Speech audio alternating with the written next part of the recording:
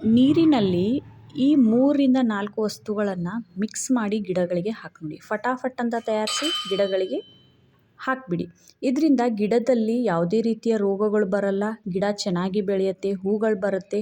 ಗಿಡದಲ್ಲಿ ಸರ್ವತೋಮುಖ ಬೆಳವಣಿಗೆ ಅಂತಂದರೆ ಮೊಗ್ಗು, ಎಲೆಗಳು, ಕಾಂಡ, ಬೇರು ಎಲ್ಲ ರೀತಿಯ ಬೆಳವಣಿಗೆ ಚೆನ್ನಾಗಿ ಆಗಬೇಕು ಅಂತಂದರೆ ಈ ಲಿಕ್ವಿಡ್ ಫರ್ಟಿಲೈಸರ್ನ ಬೇಸಿಗೆಯಲ್ಲಿ ನೀವು ಕೊಡಲೇಬೇಕು. ಜೊತೆಗೆ ಗಿಡಗಳು ಬೇಸಿಗೆಯಿಂದ ಆಗುವಂಥ ಹಾನಿಯಿಂದ ಗಿಡಗಳನ್ನು ರಕ್ಷಣೆ ಮಾಡುತ್ತೆ, ಬೇರುಗಳ ಸ್ಟ್ರೆಸ್ಸನ್ನು ಕಡಿಮೆ ಮಾಡುತ್ತೆ. ಬೇಸಿಗೆಯಲ್ಲಿ ಮೊಗ್ಗುಗಳು ಸುಟ್ಟಂತಾಗೋದು, ಮೊಗ್ಗುಗಳು ಉದುರೋದು, ಈ ಎಲ್ಲ ಒಂದು ಸಮಸ್ಯೆಗಳಿಗೆ ಈ ಒಂದು ಲಿಕ್ವಿಡ್ ಪರಿಹಾರ ಅಂತ ಹೇಳ್ಬೋದು.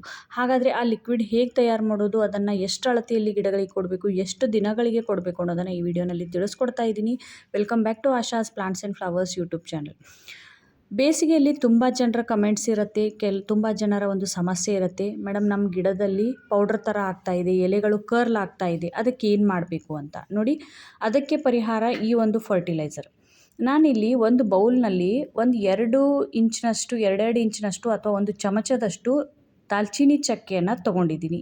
ಇದು ಆ್ಯಂಟಿಫಂಗಲ್ ಪ್ರಾಪರ್ಟೀಸ್ ಇರೋದ್ರ ಜೊತೆಗೆ ಇದು ರೂಟಿಂಗ್ ಹಾರ್ಮೋನ್ ಥರ ಕೆಲಸ ಮಾಡುತ್ತೆ. ನಿನ್ನೆ ಒಬ್ಬರು ಕಾಮೆಂಟ್ ಮಾಡಿದರು, ಗಿಡದ ಎಲೆಗಳು ಕರ್ಲ್ ಆಗ್ತಾ ಇದೆ, ಅದು ಪೌಡ್ರಿ ಮಿಲ್ಡ್ಯೂ, ಎಲೆಗಳ ಕೆಳಗಡೆ ಬೂದು ಬಣ್ಣದ ಒಂದು ಪೌಡರ್ ಇರುತ್ತೆ, ಅದು ಎಲೆಗಳ ಒಳಗಡೆ ಇರುವಂಥ ಪತ್ರ ಹರಿತ್ತು ಅನ್ನುವಂಥ ಒಂದು ಅಂಶವನ್ನು ಕಡಿಮೆ ಮಾಡುತ್ತೆ, ಎಲೆಗಳಲ್ಲಿರುವಂಥ ಪೋಷಕಾಂಶಗಳನ್ನು ಹೀರ್ಕೊಳ್ಳುತ್ತೆ. ಅದನ್ನು ಈ ಒಂದು ದಾಲ್ಚಿನ್ನಿ ಪೌಡರ್ ಸ್ಟಾಪ್ ಮಾಡುತ್ತೆ, ಕಂಟ್ರೋಲ್ ಮಾಡುತ್ತೆ. ಎರಡನೇ ವಸ್ತು ಬಂದು ಎಲೋವೆರಾ. ನೋಡಿ, ಮೊನ್ನೆ ಆಗಿರುವಂಥ ಆನೇಕಲ್ ಮಳೆಯಿಂದ ಎಲೋವೆರಾ ಕೂಡ ಎಷ್ಟು ಡ್ಯಾಮೇಜ್ ಆಗಿದೆ, ಆದರೆ ಇದರಲ್ಲಿರುವಂಥ ಔಷಧೀಯ ಗುಣಗಳಿಗೆ ಯಾವುದೇ ಎಫೆಕ್ಟ್ ಆಗಿಲ್ಲ. ಇಲ್ಲಿ 2 ಎಲೆಯನ್ನು ನಾನು ತಗೊಳ್ತಾ ಇದ್ದೀನಿ. ಎಲೋವೆರಾ ರೂಟಿಂಗ್ ಹಾರ್ಮೋನ್ ಥರ ಕೆಲಸ ಮಾಡುತ್ತೆ, ಬೇರುಗಳು ಚೆನ್ನಾಗಿ ಬೆಳೆಯುತ್ತೆ, ಬೇರುಗಳಿಗೆ ತಂಪನ್ನು ಒದಗಿಸುತ್ತೆ. ಬೇಸಿಗೆಯ ಉರಿ ಬಿಸಿಲಿಂದ ಗಿಡಗಳಿಗೆ ಏನು ಮಾಡುತ್ತೆ, ಒಂದು ರೀತಿ ಪ್ರೊಟೆಕ್ಷನ್, ರಕ್ಷಣಾ ಕವಚವನ್ನು ಒದಗಿಸುತ್ತೆ. ನೋಡಿ, ನಾನು 2 ಎಲೆಗಳನ್ನು ಕತ್ರಿಯಿಂದ ಕಟ್ ಮಾಡಿ ತೊಗೊಂಡಿದ್ದೀನಿ, ಅಥವಾ ಕತ್ರಿ ಇಲ್ಲ ಅಂತಂದರೆ ಚಾಕುನಿಂದ ಕಟ್ ಮಾಡಿ ಈ ರೀತಿ ಪೀಸಸ್ ಆಗಿ ಮಾಡ್ಕೊಂಡ್ಬಿಟ್ಟು ಒಂದು ಮಿಕ್ಸಿ ಜಾರ್ನಲ್ಲಿ ಹಾಕಿ 2 ವಸ್ತುಗಳನ್ನು, ದಾಲ್ಚಿನ್ನಿ ಚಕ್ಕೆ ಮತ್ತು ಎಲೋವೆರಾ ಎರಡನ್ನು ಏನು ಮಾಡಿ ಫೈನ್ ಪೇಸ್ಟಾಗಿ ರೆಡಿ ಮಾಡ್ಕೊಳ್ಳಿ. ಎಷ್ಟು ಸಾಧ್ಯನೋ ಅಷ್ಟು ಪೇಸ್ಟ್ ಮಾಡ್ಕೊಳ್ಳಿ. ಇದಕ್ಕೆ ನೀರು ಹಾಕುವಂಥ ಅವಶ್ಯಕತೆ ಇಲ್ಲ. ಎಲೋವೆರಾದಲ್ಲಿ ನೀರಿನ ಅಂಶ ಇರೋದ್ರಿಂದ ದಾಲ್ಚಿನ್ನಿ ಪೌಡ್ರ್ ಈಸಿಯಾಗಿ ಪೌಡ್ರ್ ಆಗುತ್ತೆ. ಇಲ್ಲ ನಿಮ್ಮ ಹತ್ರ ದಾಲ್ಚಿನ್ನಿ ಚಕ್ಕೆ ಪೌಡ್ರ್ ಇದ್ದರೆ ಅದನ್ನು ಕೂಡ ನೀವು ಒಂದು 2 ಚಮಚದಷ್ಟು ತೊಗೊಳ್ಬೋದು. ನನ್ನ ಹತ್ರ ಇಲ್ಲ, ಹಾಗಾಗಿ ನಾನು ಚಕ್ಕೆಯನ್ನು ಬಳಸ್ಕೊಳ್ತಾ ಇದ್ದೀನಿ. ನೋಡಿ, ಈ ರೀತಿ ಪೇಸ್ಟ್ ಮಾಡಿಕೊಂಡು ಇದನ್ನು ನೀವೇನು ಮಾಡಬೇಕು, ಇದರಲ್ಲಿ ಇನ್ನೆರಡು ವಸ್ತುಗಳನ್ನು ನಾನು ಆ್ಯಡ್ ಮಾಡೋದಿದೆ. ಸೊ ನೋಡಿ, ಈ ರೀತಿ ಪೇಸ್ಟ್ ಆದ ನಂತರ ಇದನ್ನು ಒಂದು 3 ಲೀಟರ್ ನೀರಿನಲ್ಲಿ ಈ ಒಂದು ಪೇಸ್ಟನ್ನು ನೀವು ತೊಗೊಳ್ಬೇಕು. ನೋಡಿ, ನಾನಿಲ್ಲಿ ಒಂದು ಚಿಕ್ಕ ಬಕೆಟ್ನಲ್ಲಿ 3 ಲೀಟರ್ ನೀರನ್ನು ತೊಗೊಂಡಿದ್ದೀನಿ. ಇದಕ್ಕೆ ನಾನು ಏನು ಮಾಡ್ತಾಯಿದ್ದೀನಿ, ಈ ಒಂದು ಪೇಸ್ಟನ್ನು ಹಾಕ್ತಾಯಿದ್ದೀನಿ. ನಿಮ್ಮ ಹತ್ರ ಒಂದು ವೇಳೆ ಬೋರ್ವೆಲ್ ನೀರು ಅಥವಾ ಬಾವಿ ನೀರು ಇದ್ದರೆ ಅದನ್ನು ಕೂಡ ಬಳಸ್ಕೊಳ್ಳಿ. ತುಂಬ ಜನರ ಒಂದು ಮಣ್ಣು ಎಲ್ಕಲೈನ್ ಆಗುತ್ತಲ್ಲ, ಅದನ್ನು ಕೂಡ ಏನು ಮಾಡುತ್ತೆ, ಇದು ಕಂಟ್ರೋಲ್ಗೆ ತೊಗೊಳುತ್ತೆ. ಯಾಕಂತಂದರೆ ಈ ಬೋರ್ವೆಲ್ ನೀರು, ಬಾವಿ ನೀರು ಇರುತ್ತಲ್ಲ, ಸ್ವಲ್ಪ ಗಡಸಾಗಿರುತ್ತೆ, ಆವಾಗ ಬೇರುಗಳು ಚೆನ್ನಾಗಿ ಬೆಳೆಯಲ್ಲ. ಅಂಥ ಸಂದರ್ಭದಲ್ಲಿ ಈ ಒಂದು ಲಿಕ್ವಿಡನ್ನು, ದಾಲ್ಚಿನ್ನಿ ಮತ್ತು ಎಲೋವೆರಾವನ್ನು ನೀವು ಹಾಕೋದ್ರಿಂದ ಆ ಬೇರುಗಳಿಗೆ ಯಾವುದೇ ರೀತಿ ತೊಂದರೆ ಆಗಲ್ಲ, ಚೆನ್ನಾಗಿ ಬೆಳೆಯೋದಕ್ಕೆ ಇದು ಸಹಾಯ ಮಾಡುತ್ತೆ.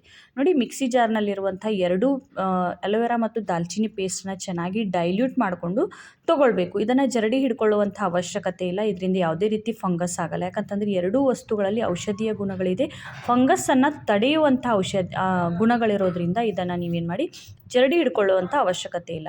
ಆದರೆ ನೀವು ಇದನ್ನು ಗಿಡಗಳಿಗೆ ಸ್ಪ್ರೇ ಮಾಡಬೇಕು. ಹೌದು, ಇದನ್ನು ಗಿಡಗಳಿಗೆ ನೀವು ಸ್ಪ್ರೇ ಕೂಡ ಮಾಡ್ಬೋದು.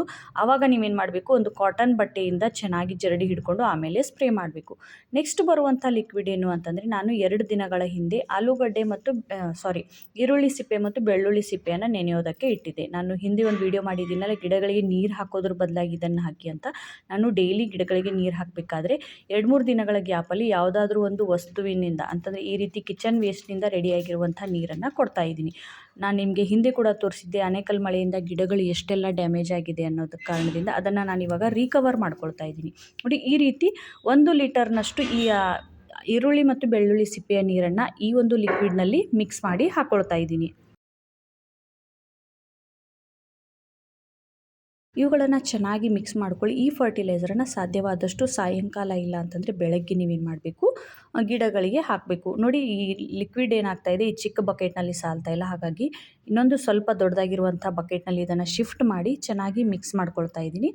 ನೆಕ್ಸ್ಟ್ ನೋಡಿ, ಇದು ಸ್ವಲ್ಪ ಇನ್ನೂ ಗಾಢವಾಗಿ ಅನ್ನಿಸ್ತಾ ಇದೆ. ಬೇಸಿಗೆಯಲ್ಲಿ ಸಾಧ್ಯವಾದಷ್ಟು ಡೈಲ್ಯೂಟೆಡ್ ಅಂತಂದರೆ ಹೆಚ್ಚು ನೀರನ್ನು ಮಿಕ್ಸ್ ಮಾಡಿರುವಂಥ ಲಿಕ್ವಿಡನ್ನು ಕೊಡೋದ್ರಿಂದ ಗಿಡಗಳು ಅದನ್ನು ಚೆನ್ನಾಗಿ ಹೀರ್ಕೊಳ್ಳುತ್ತೆ. ಗಿಡದ ಪ್ರತಿಯೊಂದು ಭಾಗಗಳಿಗೂ ತಲುಪಿಸೋದಕ್ಕೆ ಗಿಡಗಳಿಗೆ ಸಹಾಯ ಆಗುತ್ತೆ. ನೋಡಿ, ಗಿಡಗಳು ಇದನ್ನು ಕಟ್ಟಿಂಗ್ನಿಂದ ರೆಡಿ ಮಾಡಿರುವಂಥದ್ದು ಹೈಬ್ರಿಡ್ ದಾಸವಾಳ, ನರ್ಸರಿಯಿಂದ ತಂದಿರ್ತೀವಲ್ಲ ಅದೇ ಒಂದು ದಾಸವಾಳದ ಕಟ್ಟಿಂಗನ್ನು ಹಾಕಿದ್ದೆ. ಆರೆಂಜ್ ಕಲರಲ್ಲಿರುವಂಥ ಹೂಗಳು ಬರುತ್ತೆ, ತುಂಬ ಚೆನ್ನಾಗಿ ಬಂಚಸ್ನಲ್ಲಿ ಹೂ ಬರುತ್ತೆ. ಅದರಲ್ಲೂ ಕೂಡ ಮೊಗ್ಗಾಗ್ತಾ ಇದೆ. ನೋಡಿ ಗಿಡಗಳು ಹೇಗೆ ರಿಕವರಿ ಆಗ್ತಾ ಇದೆ. ನಾನು ಹಿಂದೆ ವಿಡಿಯೋ ಮಾಡಿದ್ದೆ ಎಷ್ಟು ಗಿಡಗಳು ಹಾಳಾಗಿತ್ತು. ಇವಾಗ ಅದಕ್ಕೆಲ್ಲ ನಾನು ಚೆನ್ನಾಗಿ ಆರೈಕೆ ಮಾಡ್ತಾ ಇರೋದ್ರಿಂದ ಹೊಸ ಚಿಗುರು ಬರ್ತಾ ಇದೆ. ಆ ಚಿಗುರಿನಲ್ಲಿ ಮೊಗ್ಗುಗಳು ಕೂಡ ಬರ್ತಾ ಇದೆ. ಇವಾಗ ನಾನು ಈ ಫರ್ಟಿಲೈಸರನ್ನು ಈ ಎಲ್ಲ ಗಿಡಗಳಿಗೂ ಕೊಡ್ತೀನಿ. ನೋಡಿ, ಮೊಗ್ಗುಗಳು ಚೆನ್ನಾಗಿ ಅರಳಬೇಕು ಅಂತಂದರೆ ಅವುಗಳಿಗೆ ಹೆಚ್ಚಿಗೆ ಔಷಧೀಯ ಗುಣಗಳಿರುವಂಥ ಫರ್ಟಿಲೈಸರನ್ನು ಕೊಡೋದು ತುಂಬ ಮುಖ್ಯ. ಆ ಎರಡೂ ಗುಣಗಳು ದಾಲ್ಚಿನ್ನಿ ಚಕ್ಕೆಯಲ್ಲಿದೆ, ಈರುಳ್ಳಿ ಸಿಪ್ಪೆಯಲ್ಲಿದೆ, ಬೆಳ್ಳುಳ್ಳಿ ಸಿಪ್ಪೆಯಲ್ಲಿದೆ, ಜೊತೆಗೆ ಎಲೋವೆರಾನಲ್ಲೂ ಕೂಡ ಇರೋದ್ರಿಂದ ಈ ಮೊಗ್ಗುಗಳು ಸುಟ್ಟಂತಾಗಲ್ಲ, ಚೆನ್ನಾಗಿ ಅರಳೋದಕ್ಕೆ ಇದು ಸಹಾಯ ಮಾಡುತ್ತೆ. ಜೊತೆಗೆ ನೋಡಿ, ಈ ಕನಕಾಂಬರ ಹೂಗಳು ಸೆಲ್ಫ್ ಸೀಡಿಂಗ್ ತಾನಾಗೆ ಬೆಳೆದಿರುವಂಥ ಗಿಡಗಳು ಎಷ್ಟು ಚೆನ್ನಾಗಿ ಹೂ ಬರ್ತಾ ಇದೆ ಅಂತಂದರೆ ನಾನು ಯಾವುದೇ ರೀತಿಯ ಹೆಚ್ಚಿನ ಫರ್ಟಿಲೈಸರ್ ಹಾಕ್ತಾ ಇಲ್ಲ. ಆದರೂ ಕೂಡ ಮಳೆ ನೀರಿಗೆ ತಂತಾನಾಗೆ ಚೆನ್ನಾಗಿ ಎಲ್ಲ ಗಿಡಗಳು ಬೆಳೆದು ಬರ್ತಾ ಇದೆ. ಆಮೇಲೆ ನೋಡಿ, ನಾನು ದೊಡ್ಡ ಬಕೆಟಲ್ಲಿ ಫರ್ಟಿಲೈಸರ್ ಹಾಕಿದ್ನಲ್ಲ ಅದರಲ್ಲಿ 2 ಲೀಟರ್, ಸುಮಾರು 1.5-2 ಲೀಟರ್ನಷ್ಟು ಮತ್ತೆ ಎಕ್ಸ್ಟ್ರಾ ನೀರನ್ನು ಹಾಕ್ತಾಯಿದ್ದೀನಿ. 3 ಲೀಟರ್ ನೀರಿತ್ತು, ಅದರಲ್ಲಿ 2 ಪೇಸ್ಟನ್ನು ಹಾಕಿದ ನಂತರ 1 ಲೀಟರ್ ಈರುಳ್ಳಿ ಬೆಳ್ಳುಳ್ಳಿ ಸಿಪ್ಪೆಯ ನೀರನ್ನು ಹಾಕಿದ್ದೆ. ಅದು ಟೋಟಲ್ 4 ಲೀಟರ್ ಆಯಿತು. ಇದಕ್ಕೆ ನಾನು 2 ಲೀಟರ್ ನಾರ್ಮಲ್ ನೀರನ್ನು ಹಾಕ್ತಾಯಿದ್ದೀನಿ, ನಲ್ಲಿ ನೀರನ್ನು ಹಾಕ್ತಾಯಿದ್ದೀನಿ.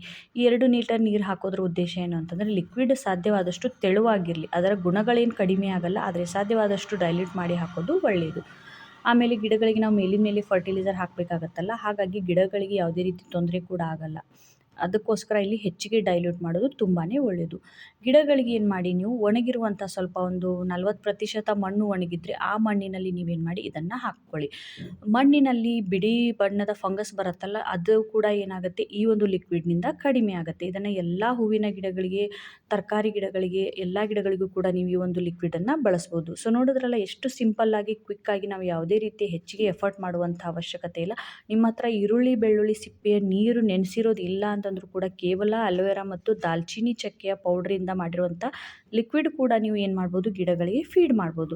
ಸೊ ಈ ವಿಡಿಯೋನ ಇಲ್ಲಿಗೆ ಮುಗಿಸ್ತಾ ಇದ್ದೀನಿ. Thanks for watching. Bye. Happy gardening. Take care.